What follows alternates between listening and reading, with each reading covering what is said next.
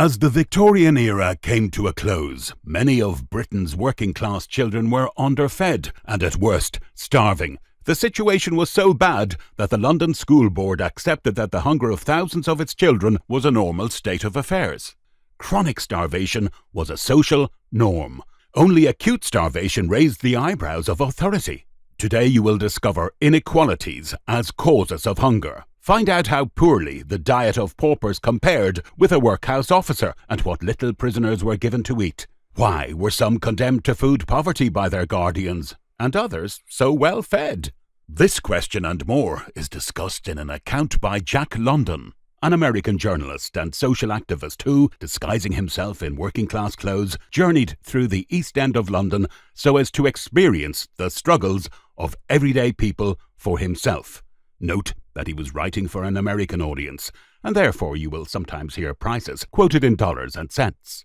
But before this, please consider clicking the subscribe button for more content like this. If you find this video interesting, I would really appreciate it if you could give it a thumbs up and share it widely with friends and family. You can also support the channel and get access to exclusive perks by becoming a channel member. Check out the Join button and description for more.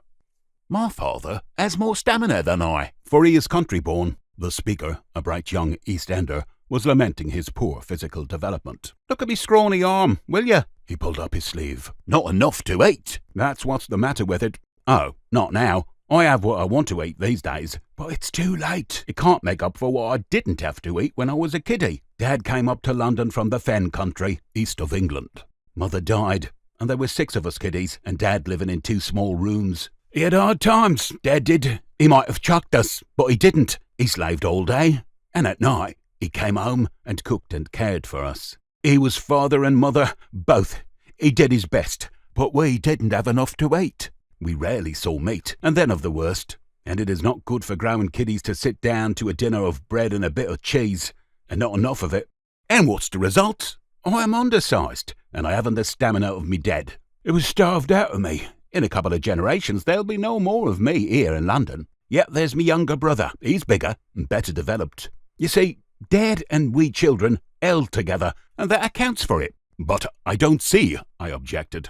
I should think, under such conditions, that the vitality should decrease and the younger children be born weaker and weaker. Not when they held together, he replied. Whenever you come along in the East End and see a child from 8 to 12, good-sized, well-developed and healthy-looking, just you ask, and you will find that it is the youngest in the family, or at least is one of the younger. The way of it is this: the older children starve more than the younger ones.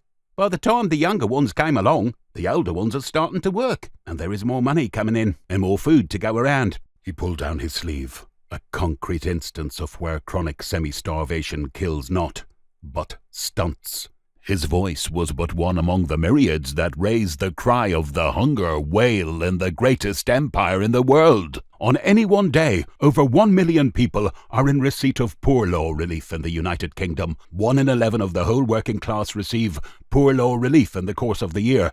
37,500,000 people receive less than $60 per month per family, and a constant army of 8 million lives on the border of starvation. A committee of the London Country School Board makes this declaration. At times, when there is no special distress, 55,000 children in a state of hunger, which makes it useless to attempt to teach them, are in the schools of London alone. The emphasis is mine. When there is no special distress means good times in England, for the people of England have come to look upon starvation and suffering, which they call distress, as part of the social order. Chronic starvation is looked upon as a matter of course. It is only when acute starvation makes its appearance on a large scale that they think something is unusual. I shall never forget the bitter wail of a blind man in a little East End shop at the close of a murky day. He had been the eldest of 5 children, with a mother and no father. Being the eldest, he had starved and worked as a child to put bread in the mouths of his little brothers and sisters. Not once in 3 months did he ever taste meat. He never knew what it was to have his hunger thoroughly appeased, and he claimed that this chronic starvation of his childhood had robbed him of his sight. To support the claim, He quoted from the report of the Royal Commission on the blind. Blindness is most prevalent in poor districts, and poverty accelerates this dreadful affliction. But he went further, this blind man, and in his voice was the bitterness of an afflicted man to whom society did not give enough to eat. He was one of an army of 6 million blind in London, and he said that in the blind homes they did not receive half enough to eat. He gave the diet for a day. Breakfast, 3/4 of a pint of skilly and dry bread. Skilly is a broth of oatmeal and water. Dinner, 3 ounces of meat, half a pound of potatoes, and 1 slice of bread. Supper, 3/4 of a pint of skilly and dry bread.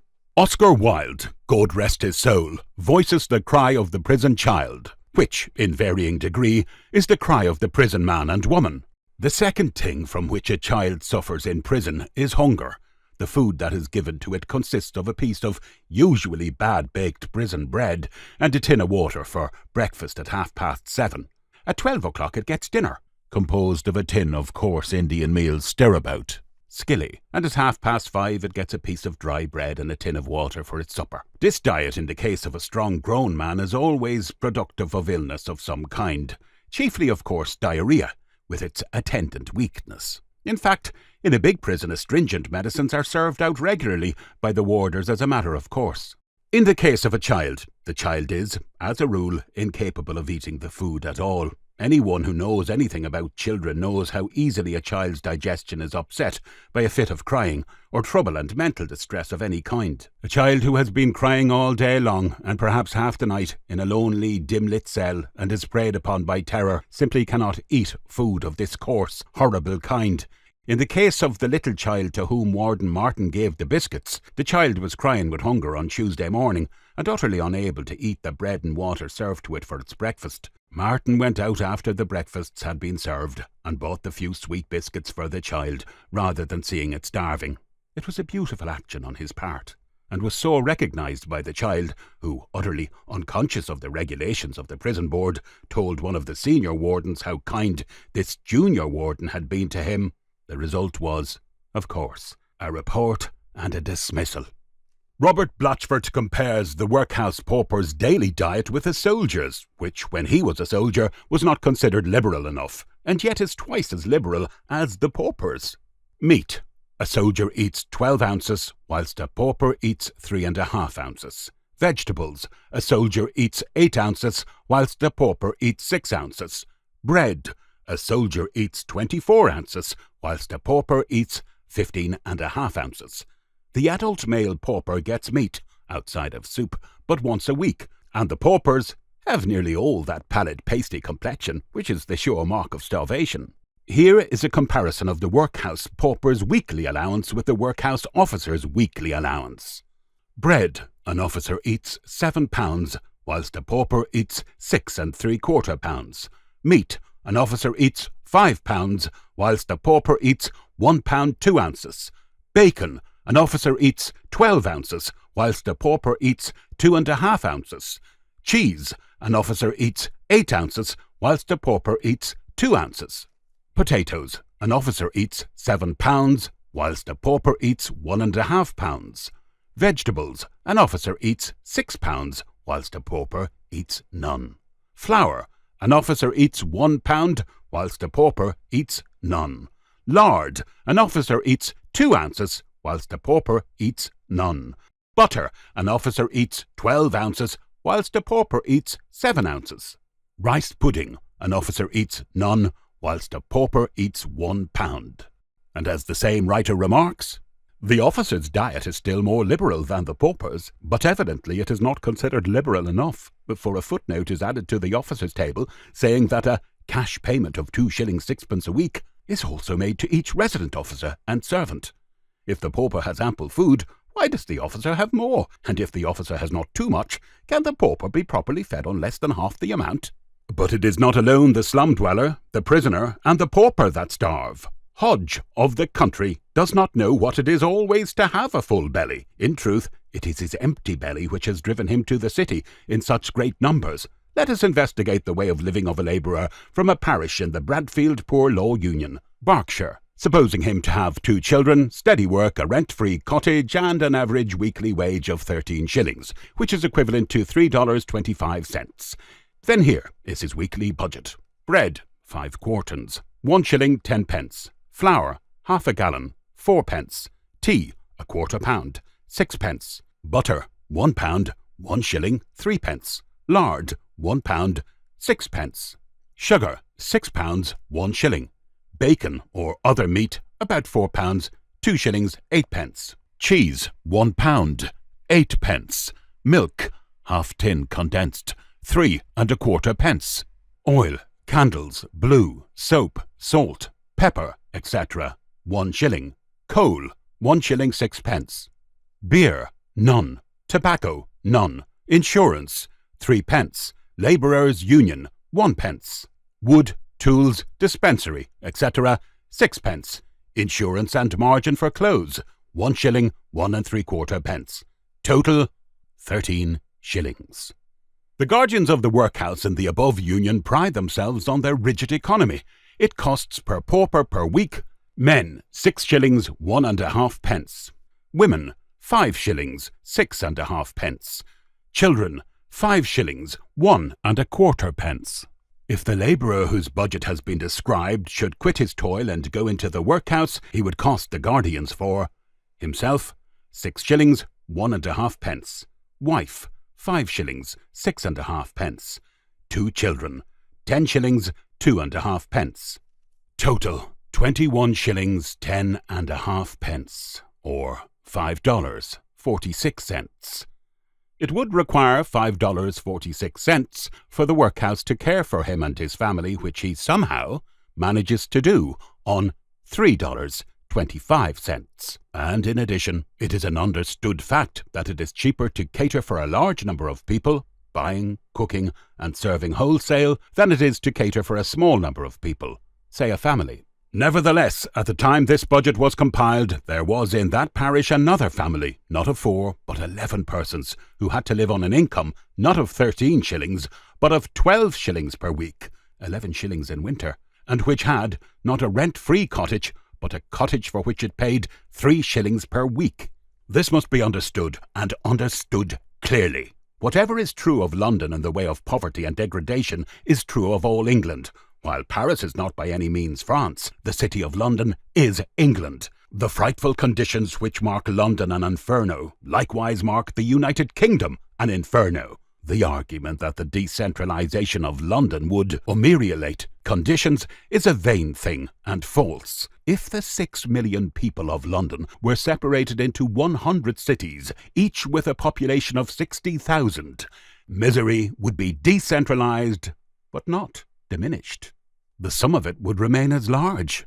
In this instance, Mr. Rowntree, by an exhaustive analysis, has proved for the country town what Mr. Charles Booth has proved for the metropolis, that fully 1/4 of the dwellers are condemned to a poverty which destroys them physically and spiritually, that fully 1/4 of the dwellers do not have enough to eat, are inadequately clothed, sheltered, and warmed in a rigorous climate, and are doomed to a moral degeneracy which puts them low in cleanliness and decency. After listening to the wail of an old Irish peasant in Kerry, Robert Blatchford asked him what he wanted. The old man leaned upon his spade and looked out across the black peat fields at the lowering skies. "What is it that I'm wanting?" he said. Then in a deep plaintive tone he continued, more to himself than to me, "All our brave boys and dear girls is away and over the seas, and the agent has taken the pig off me, and the wet has spoiled the praties, and I'm an old man, and I want the day of judgment." The day of judgment! More than he wanted. From all the land rises the hunger wail, from the slum and countryside, from prison and casual ward, from asylum and workhouse, the cry of the people who have not enough to eat. Millions of people, men, women, children, little babes, the blind, the deaf, the halt, the sick, vagabonds and toilers, prisoners and paupers, the people of Ireland, England, Scotland, Wales, who have not enough to eat. And this, in face of the fact that 5 men can produce bread for 1,000, that 1 workman can produce cotton cloth for 250 people, woolens for 300, and boots and shoes for 1,000. It would seem that 40 million people are keeping a big house, and that they are keeping it badly. The income is all right, but there is something criminally wrong with the management. And who dares to say that it is not criminally mismanaged, this big house, when 5 men can produce bread for 1,000, and yet millions have not enough to eat?